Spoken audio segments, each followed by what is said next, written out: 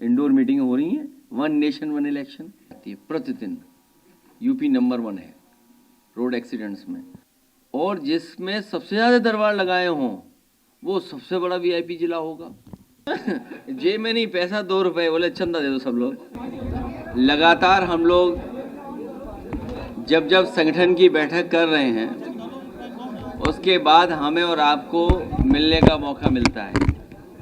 जितने भी हमारे आज छात्र सभा के समाजवादी साथी आए हैं, ये सभी साथी संकल्प लेकर के जा रहे हैं कि दूत बनकर के गांव-गांव, घर-घर जाकर के समाजवादी पार्टी के कार्यक्रम और समाजवादी पार्टी को कैसे मजबूत किया जाए उसका संदेश घर-घर पहुंचाने का काम करेंगे। न केवल संदेश पहुंचाने का काम करेंगे बल्कि जो सवाल इनके सामने खड़े हैं, नौकरियों का कम होना, बेरोजगारी, महंगी पढ़ाई, शिक्षा का निजीकरण, शिक्षा के क्षेत्र में बड़े पैमाने पर सरकार का हस्तक्षेप, और आज के समय पर जो सम्मानजनक नौकरी रोजगार मिलना चाहिए वो भी सरकार सम्मानजनक नौकरी रोजगार नहीं दे पा रही है, डिलीवरी बॉय बना दे रही है। जो लोग ये कहते थे कि सस्ती पढ़ाई कराएंगे, एजुकेशन को बेटर करेंगे, लेकिन निजीकरण के बहाने पढ़ाई लिखाई और रोजगार, नौकरी हमारे पीडीए परिवार से दूर करते चले जा रहे हैं। जब निजीकरण होगा शिक्षा का, विदेशी यूनिवर्सिटीज़ आएंगी तो हमारे बच्चों की पढ़ाई भी बहुत महंगी हो जाएगी, वो पढ़ नहीं पाएंगे, उन्हें नौकरी रोजगार से दूर करने का ये साजिश षड्यंत्र चल रहा है। और साथियों ने यहाँ भी कहा कि जो काला चश्मा लगा कर के आए थे वो उजाला नहीं देख सकते। जो काला चश्मा लगा कर के आए थे वो उजाले से दूर हैं, और उसी का परिणाम है कि आज उत्तर प्रदेश को जो $1 ट्रिलियन इकोनॉमी का सपना दिखाया जा रहा था, ना रोजगार है, ना नौकरी, ना इन्वेस्टमेंट है। जो इन्वेस्टमेंट की बात कही गई थी, इन्वेस्टमेंट में नहीं, अगर इन्वेस्टमेंट होता तो नौकरी रोजगार होते। वो सेलेक्टिव है, और इतना ऑर्गेनाइज्ड करप्शन कभी देखने को नहीं मिला जो इस सरकार में भारतीय जनता पार्टी की में देखने को मिल रहा है। अखबारों के माध्यम से जो पढ़ने को मिलता है, जीएसटी की चोरी पहले 165 करोड़ की, फिर 300 करोड़ से ऊपर की, फिर और तमाम ऐसे काम हो रहे हैं अपने लोगों को लाभ पहुंचाने का। तो भ्रष्टाचार भी चरम सीमा पर है, जिसके वजह से महंगाई है। हमें उम्मीद है कि यही कार्यकर्ता सब मिलकर के गांव जाएंगे, संगठन बनाएंगे, बूथ स्तर पर काम करेंगे और समाजवादी पार्टी को आने वाले समय में आगे बढ़ा करके सरकार बनाने का काम करेंगे। जो हर पार्टी ने पहले फैसला लिया कि आतंकवाद के खिलाफ और आतंकवाद जड़ से ख़त्म हो, उसकी ब्रांचेस टूट जाएंगी तो फिर जड़ से आ जाएगा। इससे जड़ से समाप्त हो, हम लोग पूरी सरकार के साथ हैं, आतंकवाद खत्म हो।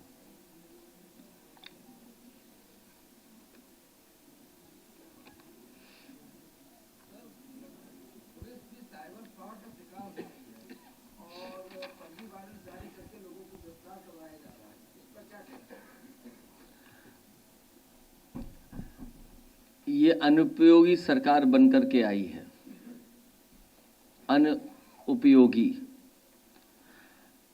और अयोग्य सरकार है। जब डिजिटल की बात हुई तो साइबर क्राइम इतना क्यों बढ़ गया, या साइबर फ्रॉड क्यों बढ़ गया, या म्यूल अकाउंट्स क्यों इतने हो गए? आपको याद होगा, देश की सबसे बड़ी बैंक ने एक अखबार में ऐड दिया था जिसमें एक गधा जेल के अंदर है, और जब आपत्ति हुई उस ऐड पर, उसके बाद से वो ऐड अभी तक नहीं आया। साइबर फ्रॉड में या जो इस तरह का क्राइम हो रहा है, यूपी नंबर 1 है। सबसे ज़्यादा इस तरह का फ्रॉड यूपी में हो रहा है और सरकार हाथ पे हाथ रख करके बैठी हुई है। आए दिन लोगों से पैसा लूटा जा रहा है, कभी डॉक्टरों से, कभी आईएएस ऑफिसर से, कभी और पुलिस ऑफिसर से। कोई भी नहीं बचा पा रहा है। जो कम जानकार हैं उन पे भी हो रहा है और जो जानकार हैं, पढ़े लिखे हैं, उनके साथ भी हो रहा है फ्रॉड। और सरकार कुछ नहीं कर पा रही, इसीलिए यूपी नंबर 1 है साइबर क्राइम में और साइबर फ्रॉड में।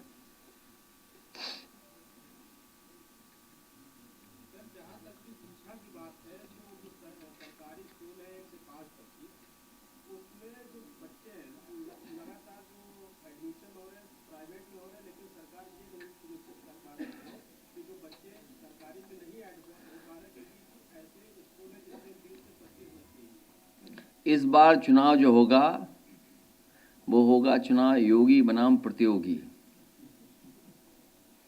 जो पढ़े लिखे लोग हैं, जो रोजगार चाहते हैं, जो शिक्षा के क्षेत्र में बदलाव चाहते हैं, गुणवत्ता के साथ शिक्षा चाहते हैं, वो सभी इस सरकार को हटाने में लगेंगे।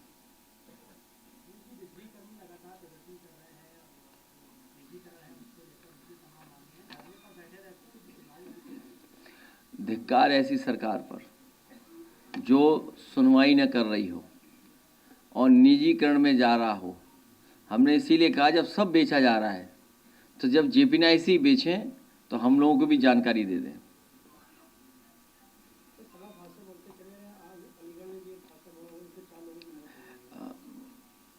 प्रतिदिन बड़ी संख्या में लोगों की जान जाती है। प्रतिदिन यूपी नंबर 1 है रोड एक्सीडेंट्स में।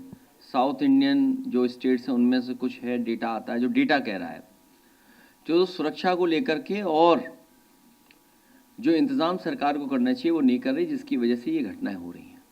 सरकार कई कारण बता सकती है, लेकिन सरकार की जिम्मेदारी बड़ी है कि इस तरह के रोड एक्सीडेंट्स ना हो जिससे जान लोगों की न जाए। अखिलेश जी, पूर्वांचल की सबसे बड़ी और सस्ती मार्केट है वाराणसी की दाल मंडी। वहाँ 10,000 दुकानें हैं, करोड़ों का डेली का व्यापार है, लेकिन श्रद्धालुओं की परेशानी में हवाला देकर के 10,000 दुकानें तोड़ी जा रही हैं। हमारा डेलीगेशन मिला था उनसे, लीडर ओपोजिशन मिले थे। जो विकास विनाश की ओर ले जाए हम उसके पक्ष में नहीं है, उजाड़ दे हम उसके पक्ष में नहीं है। कुछ लोगों के हाथ में ही विनाशकारी रेखा है, उनसे सावधान रहें।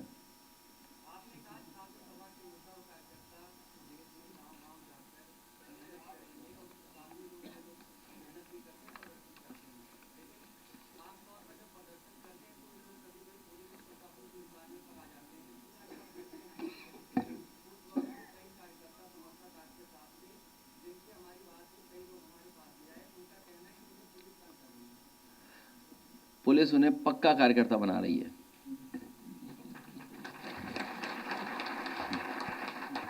वो जीवन भर समाजवादी रहेंगे। अब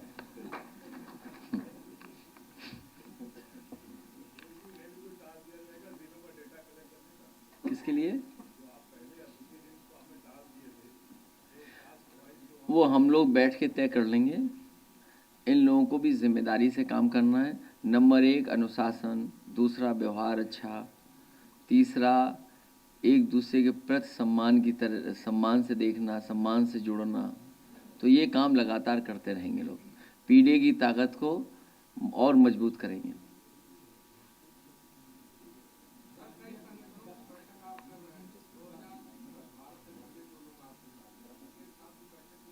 किसके साथ?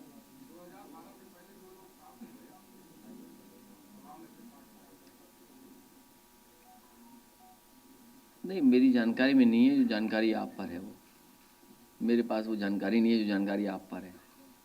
वो जानकारी अभी आई नहीं है हमारे पास।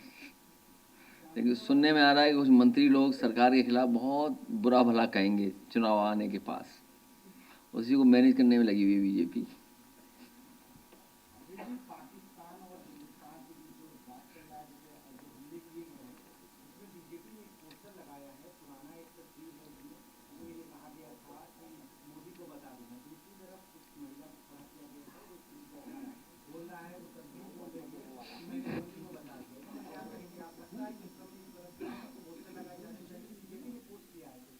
नहीं, मेरी जानकारी में नहीं आया है। लेकिन इंडियन डेमोक्रेसी में और डेमोक्रेसी में जब ऑल पार्टी मीटिंग हो उसमें ये बातें हम लोग सुझाव के तौर पे रख देंगे कि इतनी बड़ी जो महत्वपूर्ण योजना बना रही है भारत सरकार, कोई भी पॉलिटिकल लाभ किसी दल को नहीं लेना चाहिए और किसी इवेंट को पॉलिटिकल इवेंट नहीं बनने देना चाहिए, क्योंकि आतंकवाद खत्म हो, हमारी सीमाएं सुरक्षित हों और हमारी फौज का मनोबल बढ़े। सबसे बहादुर फौज है हमारी और दुनिया में इतनी कठिन परिस्थितियों में बहुत कम देश की फौजें होंगी जो काम करती होंगी। कहाँ सियाचिन जहाँ -डिग्री का टेम्परेचर और कहाँ -50 में काम करते हैं जो लोग। तो इन कठिन परिस्थितियों में फौज जो काम कर रही हो और इस समय जिस तरह की चीज़ें हो रही हैं उस समय हम सब लोगों को फौज का साथ और जो सरकार फैसला ले रही है उसके साथ।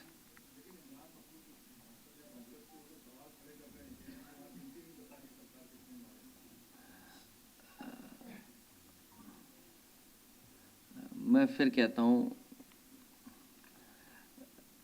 इतने बड़े नेता नहीं हैं जिनका सवाल आप यहाँ पूछ रहे हो। अगर फ़ोन करके आप वो कहोगे हमारा पूछ लेना तो बात अलग है कि नाम हमारा आ जाए यहाँ। हमें लगा कुछ और पूछोगे, नाम जब आया तो टिकट बांट रहे हैं वो लोग तो हाँ वही तो मैंने कहा, मैं से कुछ और पूछेंगे टिकट बांटने का।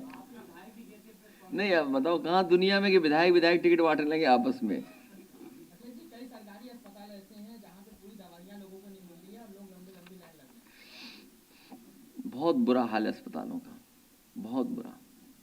इलाज नहीं मिल पा रहा है, दवाइयाँ नहीं हैं, लंबी लाइन है और जो बने थे अच्छे अस्पताल वो भी बर्बाद कर दिए हैं, उनका भी इंफ्रास्ट्रक्चर खराब कर दिया है। और केवल सूचना एक जगह से नहीं आ रही है, पूरे प्रदेश भर के अस्पतालों में हालत ऐसी है, कहीं दवाई, इलाज और गरीब की कोई मदद नहीं हो पा रही है। याद होगा जब मैं पहली बार गया था इसमें अभी हाल ही में कैंसर रिसर्च इंस्टीट्यूट में, जब मैं कैंसर रिसर्च इंस्टीट्यूट में गया तो सबसे पहले पेशेंट से जिससे मिलने का मुझे मौका मिला वो गोरखपुर के लोग थे। उस परिवार से जब बात हुई तो वो अपनी बेटी को लेकर के आए थे और इलाज के लिए वो यहाँ आए थे लखनऊ में कैंसर रिसर्च इंस्टीट्यूट में। जो इलाज उनका है वो यहाँ पर हो रहा था। अब आप इसी से कल्पना कर सकते हैं कि मुख्यमंत्री जी के क्षेत्र से लोगों को इलाज के लिए लखनऊ आना पड़ रहा है और जब हर दिन वो जनता दरबार लगता है, बहुत कम मुख्यमंत्री होंगे जिन्होंने अपने गृह जनपद पे दरबार लगवाए हों और जिसमें सबसे ज्यादा दरबार लगाए हों वो सबसे बड़ा वीआईपी जिला होगा।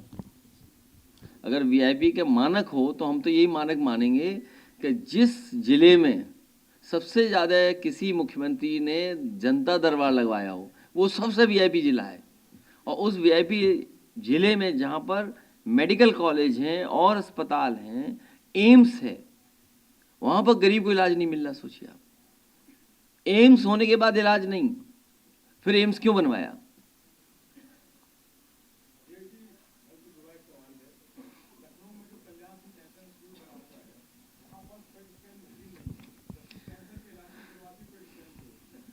वो समाजवादियों का बनाया हुआ कैंसर इंस्टीट्यूट है, भारतीय जनता पार्टी ने केवल नाम बदल दिया है। और जितना उसको बन जाना चाहिए था वो नहीं बनने दिया।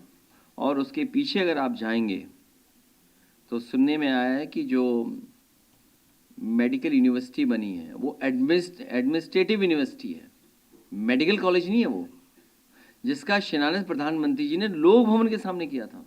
हालांकि वो बटेश्वर में बनना चाहिए था, बटेश्वर में नहीं बना, वो बना समाजवादी लोगों के जो इंफ्रास्ट्रक्चर का प्रोजेक्ट बन रहा था उसकी बची हुई ज़मीन को बदल करके नक्शे पर उन्होंने वो मेडिकल यूनिवर्सिटी बनाई, अटल बिहारी वाजपेयी मेडिकल यूनिवर्सिटी। वो एडमिनिस्ट्रेटिव यूनिवर्सिटी है, वहाँ मेडिकल कॉलेज नहीं है। मेडिकल यूनिवर्सिटी तो बस इलाज नहीं हो रहा वहाँ, तो आप इसी से कल्पना कर सकते हो स्वास्थ्य का क्या हाल है।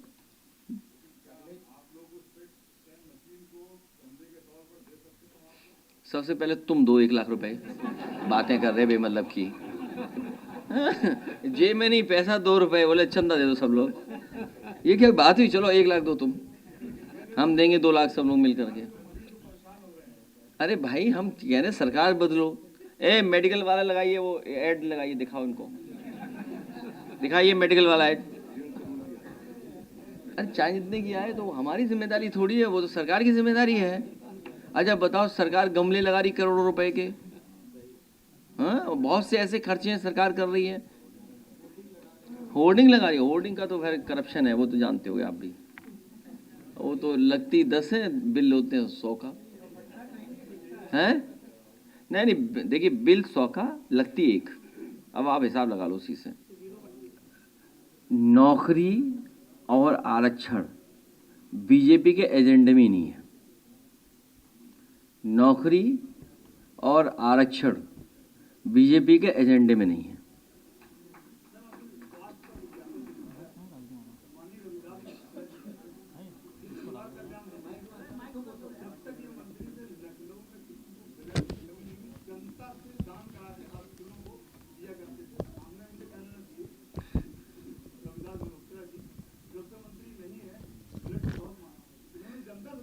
हाँ, आपकी बात मैंने मान ली। रविदास जी आने वाले समय मंत्री बनेंगे। भाई बात मान ली आपकी, अभी तो बना ही नहीं सकते, अभी तो हटाना है हमें। रविदास जी ठीक है, कहाँ हो, सुन लिया, ठीक है। हाँ हाँ, उन्हें क्या परेशानी है, उन्हें क्यों गर्मी लग रही है। भाई इंडोर बैठक क्यों नहीं करें हम, उनकी कहाँ हो रही है बैठक, धूप में, उनकी बैठकें कहाँ हो रही हैं। ऐसा है, आपको पता होगा, एक यहां से भगाए गए थे उनके प्रभारी, वो डर के दोबारा उन्हें बुला लिया गया है। वो भी इंडोर कर रहे हैं मीटिंग, नहीं कर रहे इंडोर। अरे लो, तुम्हें नहीं पता, इतना अनुभव है तुम्हें, चेहरे से दिख रहा बहुत अनुभव है। अब आप सोचो, पता करना, इंडोर मीटिंग हो रही है, 1 नेशन 1 इलेक्शन। हैं? वो क्या दोपहर में कर रहे हैं, धूप में कर रहे हैं, या कपड़े उतारे कर रहे हैं बाहर गर्मी में। हाँ, ये कोई बात हुई, मतलब कोई इशू है ये कोई, क्या आप इंडोर मीटिंग कर रहे हैं। अरे भाई इंडोर मीटिंग है तो इंडोर, हमारे पास ऑडिटोरियम, हम इंडोर कर रहे हैं, ये क्या बात हुई। अच्छा तुम क्या धूप में बैठ लोगे। चलो अगली बार चौधरी साहब, अगली प्रेस दोपहर में बाहर होगी। बिल्कुल, हम लोग सोना बात लेंगे उसके साथ। सोना बात के साथ नहीं, सबकी जगह नहीं है ना, हम सब लोग बैठेंगे ना सोना बात में। नहीं, कौन कह रहा है ये कि हमारी इंडोर बैठक हो रही, कौन नेता कह रहा है उनका, कौन है नेता उनका कह रहा, नाम नहीं पता मुझे। नहीं नाम बता दो ना, तो हम और कुछ भी कह देंगे। नहीं कुछ नहीं, इंडोर तो इसलिए कि हमारे पास इंफ्रास्ट्रक्चर है, और अच्छा बनाएंगे इंफ्रास्ट्रक्चर। यही तो हम चाहते हैं कि इंफ्रास्ट्रक्चर अच्छा हो प्रदेश का। देखिए अगर जेपीएनआईसी का ऑडिटोरियम चल गया होता, जो ऑडिटोरियम हम लोगों ने बनाया, देश का one of the best auditorium था वो, आपको विज्ञान भवन से भी अच्छा मिल गया था। भारतीय जनता पार्टी के लोग जलस लोग हैं, किसी भी अच्छे काम को पसंद नहीं कर सकते। रिवर फ्रंट देश का एग्जाम्पलरी काम है ये, गोमती रिवर फ्रंट, और आपका बंद कर दिया, नहीं बनने दे रहे हैं। मैं उस दिन अखबार में पढ़ रहा था साबरमती का कि 50 किलोमीटर का और वहां कर रहे हैं, अपना बना रहे 50 किलोमीटर और हमारे अनुपयोगी मुख्यमंत्री इसको बंद कर दे रहे हैं।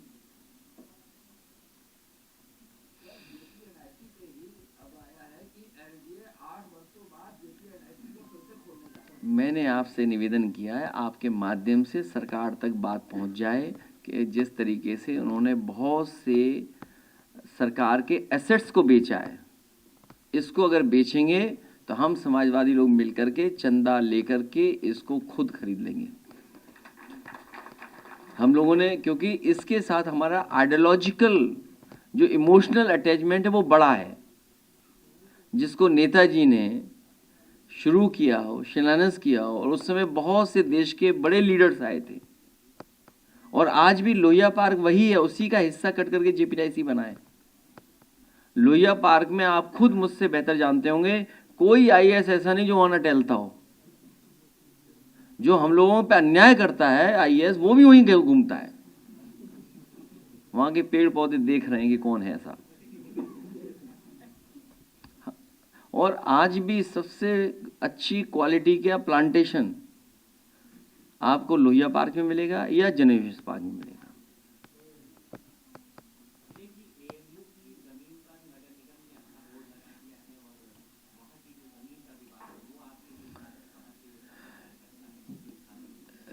जब देश पूरा एक है और पाकिस्तान से खतरा पैदा हो रहा है, आतंकवाद से खतरा पैदा है, उस समय सरकार को कोई अन्याय का काम नहीं करना चाहिए, अननेसेसरी काम नहीं करना चाहिए। जैसे जो खबरें आ रही हैं पीलीभीत से, श्रावस्ती से, बहराइच से, कि वहां पर बुलडोजर चलाया जा रहा है, तो ये सरकार जब स्वीकार कर रही है कि सब दल एक है, तो इस तरह के काम सरकार को नहीं करना चाहिए।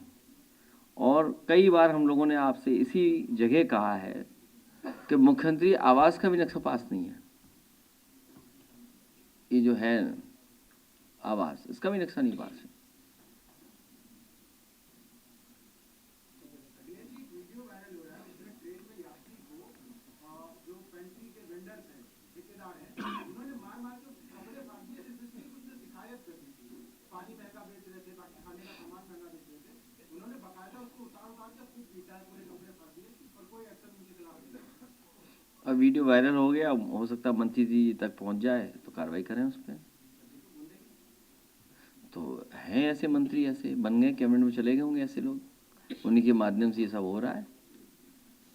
वो अपने आप जानकारी में ले लेंगे ये बात।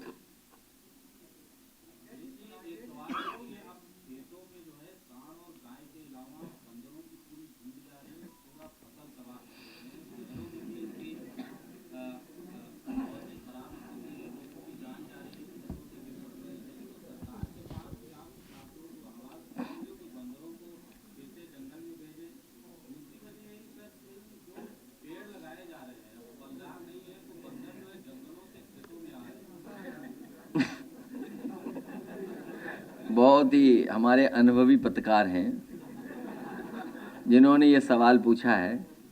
बहुत दिनों बाद पूछ रहे हो आप बहुत दिनों बाद पूछ रहे हो। अगर आपको घटना याद हो, एक बंदर डीएम का चश्मा ले गया था, तब पूछते सवाल तो सवाल बनता। अब इतने वर्षों बाद आए हो, बताओ डीएम साहब का चश्मा ले गया बंदर।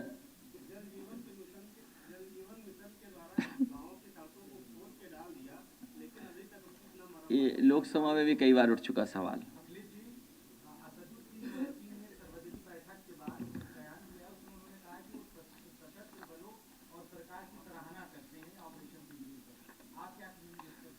आप बुराई करोगे? कर लो बुराई। तुम गाइडलाइन नहीं पढ़ी अभी तक? गाइडलाइन नहीं पढ़ी इन्होंने? ए भाई गाइडलाइन पढ़ ले मेरे समझदार पत्रकार गाइडलाइन पढ़ ले बहुत धन्यवाद। तुम पे सवाल ही खत्म है। तुम जाओ उनसे पूछे आगे सवाल। मैं अपने छात्र सभा के दोनों प्रदेश और राष्ट्रीय अध्यक्ष उनका बहुत धन्यवाद देते हैं